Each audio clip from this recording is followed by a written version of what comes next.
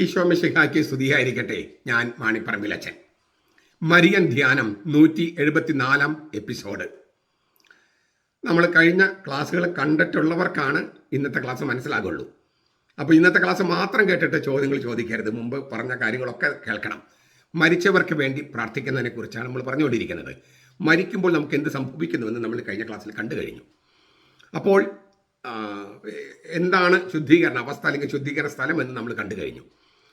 അങ്ങനെ ശുദ്ധീകരണം ആവശ്യമുള്ള, അതായത് മാരകപാപത്തിലല്ല മരിച്ചത്, ദൈവത്തിൻ്റെ വരപ്രസാദത്തിലാണ് മരിച്ചത്. എന്നാൽ എല്ലാം തികഞ്ഞ ഹൃദയശുദ്ധിയില്ല. അങ്ങനെയുള്ളവർക്ക് സ്വർഗമാണ് പ്രതിഫലം, പക്ഷെ ദൈവത്തെ മുഖത്തോട് മുഖം കാണാൻ കഴിയില്ല. അങ്ങനെ ദൈവത്തോട് മുഖത്തോട് മുഖം കാണാൻ കഴിയില്ല, പക്ഷെ സ്വർഗം പ്രതിഫലം കിട്ടി. അങ്ങനെയുള്ളവർക്ക് ഹൃദയശുദ്ധി പ്രാപിക്കാൻ, ഹൃദയശുദ്ധിയുള്ളവർ ഭാഗ്യവാന്മാർ, അവർ ദൈവത്തെ കാണും. ഹൃദയശുദ്ധി, അതായത് നിങ്ങളുടെ സ്വർഗസ്ഥനായ പിതാവ് പരിപൂർണനായിരിക്കുന്നത് പോലെ നിങ്ങളും പരിപൂർണനായിരിക്കുമേ. അത്രയും പരിപൂർണത ഉണ്ടെങ്കിൽ ദൈവത്തെ മുഖത്തോട് മുഖം കാണാൻ കഴിയൂ. അത്രയും പരിപൂർണത ഇല്ലെങ്കിൽ, ഹൃദയശുദ്ധി ഇല്ലെങ്കിൽ, അവർക്ക് ശുദ്ധീകരണത്തിന് ഒരു ഗ്രേസ് പീരീഡ് ദൈവം അനുവദിക്കുന്നു. അതിനെയാണ് നമ്മൾ ശുദ്ധീകരണ സ്ഥലം എന്ന് നമ്മൾ പറയുന്നത്. അത്രയാണ് നമ്മൾ കഴിഞ്ഞ ക്ലാസ്സിൽ കണ്ടത്. ഇവർക്ക് എങ്ങനെയാണ് ശുദ്ധീകരണം പ്രാപിക്കാൻ പറ്റുക? സ്വർഗം പ്രതിഫലമായി കിട്ടി, ദൈവത്തെ കാണാൻ കഴിയില്ല, അവർക്ക് ശുദ്ധീകരണത്തിൽ കടന്നു പോകണം. ഇവർക്ക് എങ്ങനെയാണ് ശുദ്ധീകരണം പ്രാപിക്കാൻ പറ്റുക? ഇങ്ങനെയുള്ള ആളുകൾക്ക് വേണ്ടി, മരിച്ച ആളുകൾക്ക് വേണ്ടി പ്രാർത്ഥിക്കുന്ന പതിവിനെ കുറിച്ച് ബൈബിളിൽ പറയുന്നുണ്ട്. കത്തോലിക്ക സഭയുടെ മതബോധനം 1032 നിങ്ങൾക്ക് വായിക്കാം. അതിൻ്റെ റെഫറൻസ് ഒക്കെ അവിടെ കാണാം. ഞാൻ 2-3 തിരുവചനങ്ങൾ പറയാം. അവൻ അവരിൽ നിന്ന് 2000 ദ്രാക്മ പിരിച്ചെടുത്ത് പാപപരിഹാര ബലിക്കായി യെരൂസലേമിലേക്ക് അയച്ചു കൊടുത്തു. പുനരുത്ഥാനം ഉണ്ടാകുമെന്ന് ഉറച്ച് യൂദാസ് ചെയ്ത ഈ പ്രവൃത്തി ശ്രേഷ്ഠവും ഉചിതവും തന്നെ.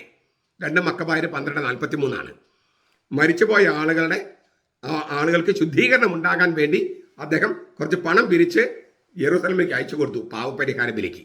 മരിച്ചവർക്ക് പാവമോചനം കിട്ടാൻ, മരിച്ചവർ ഉയർക്കുമെന്ന പ്രതീക്ഷ ഇല്ലായിരുന്നെങ്കിൽ അവർക്ക് വേണ്ടി പ്രാർത്ഥിക്കുന്നത് നിഷ്പ്രയോജനവും ഭോഷത്വവും ആകുമായിരുന്നു. 2 മക്കബായർ 12:44.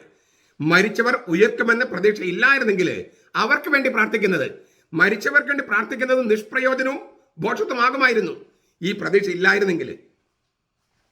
എന്നാൽ മരിച്ചവർക്ക് പാപമോചനം ലഭിക്കുന്നതിന് വേണ്ടി യൂദാസ് മക്കബേയൂസ് പാപപരിഹാര കർമ്മം അനുഷ്ഠിച്ചു. 2 മക്കബായർ 12:46. മരിച്ചവർക്ക് പാപമോചനം ലഭിക്കുന്നതിന് വേണ്ടി. അപ്പം ഞാൻ ഈ തിരുവചനങ്ങൾ പറയുമ്പോൾ, 2 മക്കബായർ കോട്ട് ചെയ്യുമ്പോൾ, പെന്തക്കോസ്തക്കാരും ദൈവസഭക്കാരും യഹോവ സാക്ഷികളൊക്കെ അങ്ങനെയുള്ളവരൊക്കെ പെട്ടെന്ന് ചാടി പറയും, ഇത് ഞങ്ങളുടെ ബൈബിളിലില്ല, ഈ മക്കബാരുടെ പുസ്തകം ഞങ്ങളുടെ ബൈബിളിലില്ല. എന്താ നിങ്ങളുടെ ബൈബിളിൽ ഇല്ലാത്തത്? യഹോവ സാക്ഷികളെ, പെന്തക്കോസ്തക്കാരെ, ദൈവസഭക്കാരെ, ക്രിസ്റ്റാഡൽഫിയൻസ്, അങ്ങനെയുള്ളവരൊക്കെ ഞാൻ ചോദിക്കുകയാണ്, നിങ്ങൾ എന്നാണ് ഈ പുസ്തകങ്ങൾ നിങ്ങളുടെ ബൈബിളിൽ നിന്ന് എടുത്തു കളഞ്ഞത്? 1827 ബ്രിട്ടീഷ് ബൈബിൾ സൊസൈറ്റിയാണ് ഈ പുസ്തകം ഉൾപ്പെടെ 2 മക്കബായർ ഉൾപ്പെടെ 7 പുസ്തകങ്ങൾ, ഉത്തര കാനോനിക ഗ്രന്ഥങ്ങൾ എന്ന് പറയുന്ന ഡെയൂട്രോ കാനോനിക്കൽ പുസ്തകങ്ങൾ ബൈബിളിൽ നിന്നും നീക്കം ചെയ്തത്. 1827 ബ്രിട്ടീഷ് ബൈബിൾ സൊസൈറ്റിയാണ് ഈ 7 ഗ്രന്ഥങ്ങൾ ബൈബിളിൽ നിന്ന് നീക്കം ചെയ്തത്. അങ്ങനെ നീക്കം ചെയ്യാൻ അവർക്ക് ആരാണ് അധികാരം കൊടുത്തത്? ആ അധികാരത്തെ അംഗീകരിക്കാൻ നിങ്ങളോട് ആരാ പറഞ്ഞത്? ബൈബിളിൽ എത്ര പുസ്തകം വേണമെന്ന് കത്തോലിക്ക സഭയല്ലേ തീരുമാനിച്ചത്? അതെടുത്ത് മാറ്റാനായിട്ട് കത്തോലിക്ക സഭയ്ക്ക് അല്ലാതെ മറ്റാർക്കെങ്കിലും അധികാരമുണ്ടോ? അങ്ങനെ കത്തോലിക്ക സഭയ്ക്ക് ചെയ്യാൻ പറ്റുമോ? കത്തോലിക്ക സഭയ്ക്ക് പോലും ചെയ്യാൻ പറ്റുമോ? ഇങ്ങനെ തോന്നിയ പോലെ നിങ്ങൾക്ക് ഇഷ്ടമില്ലാത്ത പുസ്തകങ്ങൾ ഇങ്ങനെ ബൈബിളിൽ നിന്ന് മാറ്റുക, എന്നിട്ട് ഞങ്ങളുടെ ബൈബിളിൽ ഇല്ലെന്ന് പറയുക. അതെന്തൊരു മര്യാദയത്? 19 നൂറ്റാണ്ട് നിങ്ങളുടെ ബൈബിളിൽ ഈ പുസ്തകങ്ങൾ ഉണ്ടായിരുന്നു. 19 നൂറ്റാണ്ട്, 1827 വരെ 19 നൂറ്റാണ്ട് നിങ്ങളുടെ ബൈബിളിൽ ഈ പുസ്തകം ഉണ്ടായിരുന്നു. പിന്നെ നിങ്ങൾക്ക് തോന്നി ആ പുസ്തകം വേണ്ടാന്ന്. നിങ്ങൾ ചില വ്യവസ്ഥകൾ ഉണ്ടാക്കി വെക്കുക, ആ വ്യവസ്ഥകൾക്ക് ചേരാത്ത പുസ്തകങ്ങളൊക്കെ ഡിലീറ്റ് ചെയ്യുക. അതൊരു മര്യാദയാണോ? ദൈവത്തിന് നിരക്കുന്നതാണോ? മനസാക്ഷിക്ക് നിരക്കുന്നതാണോ? പ്രൊട്ടസ്റ്റന്റ് മതസ്ഥാപകനായ മാർട്ടിൻ ലൂതറിന്റെ ബൈബിളിൽ പോലും ഈ 7 പുസ്തകങ്ങൾ ഉണ്ടായിരുന്നു. അത് ഒരു സെപ്പറേറ്റ് ബ്ലോക്കാക്കി വെച്ചിട്ട് അപ്പൻഡിക്സ് എന്ന് പറഞ്ഞിട്ട് കൊടുത്തത് മാത്രം. ഈ പുസ്തകങ്ങൾ അപ്രാമാണികമാണ് നിങ്ങൾ പഠിപ്പിക്കുന്നു. എന്താണ് നിങ്ങളുടെ അടിസ്ഥാനം? ഒരു ബ്രിട്ടീഷ് ബൈബിൾ സൊസൈറ്റി ഈ പുസ്തകങ്ങൾ ബൈബിളിൽ നിന്ന് നീക്കം ചെയ്തിട്ട് ഇതെല്ലാം അപ്രാമാണികമാണെന്ന് പ്രഖ്യാപിക്കുക. അവർക്ക് ആരാണ് അധികാരം കൊടുത്തത്?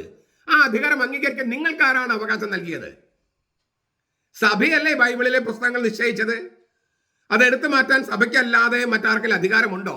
സഭയ്ക്ക് പോലും അങ്ങനെ എടുത്തു മാറ്റാൻ കഴിയുമോ? അതിനാൽ ഈ കത്തോലിക്ക സഭ 7 പുസ്തകങ്ങൾ കൂട്ടിച്ചേർത്തെന്ന് പറഞ്ഞ കല്ല് വെച്ച നുണയുമായിട്ട് നിങ്ങൾ ഇനി വീടുകളിൽ കയറരുത്. കത്തോലിക്കർ ബോധം വെച്ചു തുടങ്ങി. അതുകൊണ്ട് നിങ്ങളുടെ ഈ തട്ടിപ്പൊന്നും ഇനി നടക്കില്ല. അതുകൊണ്ടാണ് ഇപ്പം കത്തോലിക്കരെ വളരെ ചുരുക്കമാണ് ഇങ്ങനത്തെ സഭകളിലേക്ക് പോകുന്നത്. വ്യക്തിപരമായ ചില പ്രശ്നങ്ങൾ കൊണ്ട് പോകുമെങ്കിലും സൈദ്ധാന്തികമായിട്ട് ആരും തന്നെ പോകില്ല. വിശ്വാസം സീരിയസ് ആയിട്ട് എടുക്കുന്ന ഒരാളും പോകില്ല. വിശ്വാസത്തെ സീരിയസ് ആയിട്ട് എടുക്കുന്ന ഒരാളും കത്തോലിക്ക സഭയിൽ നിന്ന് പോകില്ല. കത്തോലിക്ക സഭയിലെ പ്രശ്നങ്ങളുണ്ട്, സീറോ മലബാർ സഭയിലെ പ്രശ്നങ്ങളുണ്ട്, എല്ലാ കാലത്തും സഭയിലെ പ്രശ്നങ്ങളുണ്ടായിരുന്നു. പഴയ നിയമത്തിൽ ഇസ്രായേലിൽ പ്രശ്നങ്ങളുണ്ടായിരുന്നു. പ്രവാചകന്മാരൊക്കെ വേറെ സഭ ഉണ്ടാക്കി പോവുകയോ ചെയ്തേ? അതോ ഉള്ളിൽ നിന്ന് വിമർശിച്ചോ? അവർ കല്ലെറിയപ്പെട്ടു, കൊല്ലപ്പെട്ടു. ഉള്ളിൽ നിന്ന് വിമർശിക്കുമ്പോഴാണ് അത് സംഭവിക്കുക. അതുകൊണ്ട് ഞങ്ങളുടെ ബൈബിളിൽ ഇല്ല എന്നും പറഞ്ഞ് നടക്കരുത്. നിങ്ങൾ ചെയ്ത പാപം തിരുത്തുക. ആ പുസ്തകങ്ങൾ റദ്ദ് ചെയ്തത്, ഡിലീറ്റ് ചെയ്തത് നിങ്ങൾ കൂട്ടിച്ചേർക്കുക. അപ്പോഴാണ് തിരുത്തുക.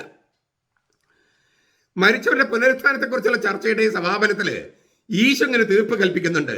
ലൂക്കാസിന്റെ സുവിശേഷം 20-ാം അധ്യായം 38-ാം വാക്യം. ദൈവമോ മരിച്ചവരുടെ ദൈവമല്ല, ജീവനുള്ളവരുടെ ദൈവമത്രേ. അവിടത്തേക്ക് എല്ലാവരും ജീവിച്ചിരിക്കുന്നവർ തന്നെ. ദൈവമോ മരിച്ചവരുടെ ദൈവമല്ല, ജീവനുള്ളവരുടെ ദൈവമത്രേ. അവിടത്തേക്ക് എല്ലാവരും ജീവിച്ചിരിക്കുന്നവരാണ്. ഇത് കർത്താവിന്റെ തീർപ്പാണ്, വെർഡിക്റ്റാണ്. അതിനാൽ മരിച്ചവരെല്ലാം അന്ത്യവിധി വരെ നിദ്രയിലാണെന്ന ചില അകത്തോലിക്ക വിശ്വാസികളുടെ വാദം, പെന്തക്കോസ്തുകാരുടെയും യഹോവ സാക്ഷികളുടെയും കൃഷ്ണ ഡെൽഫിൻസിന്റെയും മറ്റൊക്കെ വാദം ശരിയല്ല. ദൈവത്തിന് എല്ലാവരും ജീവിച്ചിരിക്കുന്നു എന്നാണ് യേശു പറഞ്ഞത്, ദൈവപുത്രൻ പറഞ്ഞത്, ദൈവമായ പുത്രൻ പറഞ്ഞത്. എന്നിട്ട് അവരൊക്കെ നിദ്രയിലാണെന്ന് പറയാൻ നിങ്ങൾ ആരാണ് പഠിപ്പിച്ചത്?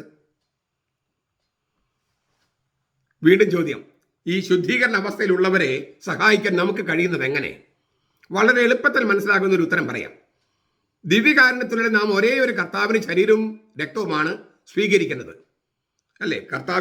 കർത്താവിന്റെ ഒരേ ശരീരവും ഒരേ രക്തവും, ഒരൊറ്റ ആളാണ് ഈശോ മിശിഹ. എല്ലാവരും സ്വീകരിക്കാൻ അവന്റെ ശരീരമാണ്, അവന്റെ രക്തമാണ്, അവന്റെ പ്രാണനാണ്. അപ്പോൾ നാം എല്ലാവരും അവന്റെ ശരീരമായി രൂപാന്തരപ്പെടുകയാണ്.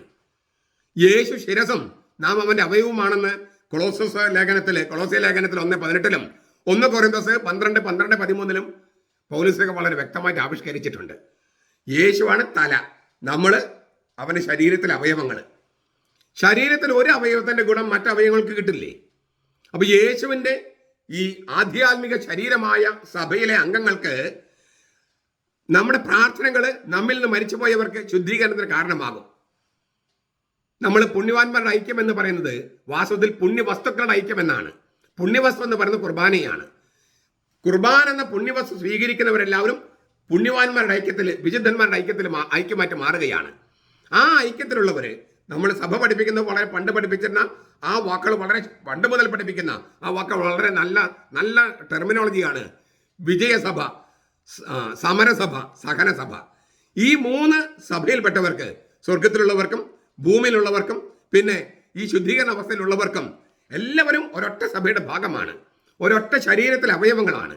അപ്പോൾ നമ്മൾ അവർക്ക് വേണ്ടി പ്രാർത്ഥിക്കുമ്പോൾ അവർക്ക് അതിന്റെ ഗുണം സ്വീകരിക്കാൻ പറ്റും. അത് കർത്താവാണത് ആർക്ക് വേണമെന്നൊക്കെ നിശ്ചയിക്കുന്നത്. നമ്മൾ മരിച്ചവർക്ക് വേണ്ടി പ്രാർത്ഥിക്കുന്നു, അവര് ദൈവത്തെ മുഖത്തോട് മുഖം കാണാവുന്ന അവസ്ഥയിലായിട്ടുണ്ടെങ്കിൽ ആ പ്രാർത്ഥനകൾ ദൈവം തന്നെ മറ്റുള്ളവർക്ക് ഉപയോഗപ്പെടുത്തും. ഇതേക്കുറിച്ച് വിശുദ്ധ ക്രിസോസ്റ്റം പറയുന്നൊരു വാക്കുണ്ട്. ജോബിന്റെ പുത്രന്മാര് തങ്ങളുടെ പിതാവിന്റെ ബലി വഴി ശുദ്ധീകരിക്കപ്പെട്ടുവെങ്കിൽ മരിച്ചവർക്ക് വേണ്ടിയുള്ള നമ്മുടെ കാഴ്ചകൾ അവർക്ക് അല്പം ആശ്വാസം നൽകുമെന്നതിനാൽ നാം എന്തിനു സംശയിക്കണം? മരിച്ചവരെ സഹായിക്കുന്നതിലും നമ്മുടെ പ്രാർത്ഥനകൾ അവർക്കായി സമർപ്പിക്കുന്നതിലും നാം ശങ്കിക്കരുത്. കത്തോലിക്ക സഭയുടെ മതബോധനം 10:32 ഈ വിശുദ്ധന്റെ വാക്കുകൾ കോട്ട് ചെയ്തിട്ടുണ്ട്. അതിനാൽ പുണ്യവാന്മാർ ഐക്യത്തിന്റെ ശക്തിയാൽ സഭ മരിച്ചവരെ ദൈവത്തിന്റെ കാരുണ്യത്തിന് സമർപ്പിച്ചുകൊണ്ട് ചൊല്ലുന്നു. കത്തോലിക്ക സഭയുടെ മതബോധനം 10:55 ഓ എൻ്റെ ഈശോയെ, ഞങ്ങളുടെ പാപങ്ങൾ പൊറുക്കണമേ, നരകാത്തിൽ ഞങ്ങളെ രക്ഷിക്കണമേ, എല്ലാ ആത്മാവുകളെയും വിശിഷ്ട അങ്ങേ സഹായം കൂടുതൽ ആവശ്യമുള്ള ആത്മാവുകളെയും സ്വർഗത്തിലേക്ക് ആനയിക്കണമേ. ഈ പ്രാർത്ഥന ആവർത്തിച്ച് ചൊല്ലുകയാണ്. ഇതിനെയാണ് ഞാൻ പറഞ്ഞത് ഫാത്തിമ പ്രാർത്ഥന എന്നാണ് പറയുക. ആ ഫാത്തിമയിൽ മാതാവ് പ്രത്യക്ഷപ്പെട്ട് ആ കുട്ടികളോട് പറഞ്ഞതിന് ശേഷമാണ് ഈ പ്രാർത്ഥന നമ്മൾ ചൊല്ലാൻ തുടങ്ങിയത്. ജപമാലയിൽ ഓരോ ദശകം കഴിഞ്ഞും ഈ പ്രാർത്ഥന ചൊല്ലണമെന്ന് ദൈവമാതാവ് ഫാത്തിമയിൽ വെച്ച് ആവശ്യപ്പെട്ടിരുന്നുവെന്നാണ് നാം മനസ്സിലാക്കുന്നത്. ഏതായാലും മരിച്ചവർക്ക് വേണ്ടി പ്രാർത്ഥിക്കുന്നത് വളരെ ഗംഭീരമായ ഒരു വിശുദ്ധ പാരമ്പര്യമാണെന്ന് ബൈബിൾ തന്നെ രേഖപ്പെടുത്തിയിട്ടുണ്ട്. അതിനാൽ നമ്മൾ ബൈബിൾ വെളിപ്പെടുത്തിയാൽ പിന്നെ നമ്മൾ സംശയിക്കേണ്ട കാര്യമില്ല. അതുകൊണ്ട് മരിച്ചവർക്ക് വേണ്ടി, നമ്മുടെ പ്രിയപ്പെട്ടവർക്ക് വേണ്ടി, അതൊരു സംസ്കാരത്തിന്, നല്ല സംസ്കാരത്തിൻ്റെ ഭാഗം കൂടിയാണ്. മരിച്ചവർക്ക് വേണ്ടി, മരിച്ച ആളുകൾക്ക് വേണ്ടി നമുക്ക് പ്രാർത്ഥിക്കുന്നത് തുടരാം. നമ്മുടെ കർത്താവ് ഈശോ മിശിഹായുടെ കൃപയും പിതാവായ ദൈവത്തിൻ്റെ സ്നേഹവും പരിശുദ്ധാത്മാവിൻ്റെ സഹവാസവും നാം എല്ലാവരോടും കൂടി ഉണ്ടായിരിക്കട്ടെ, ഇപ്പോഴും എപ്പോഴും എന്നേക്കും. ആമേൻ.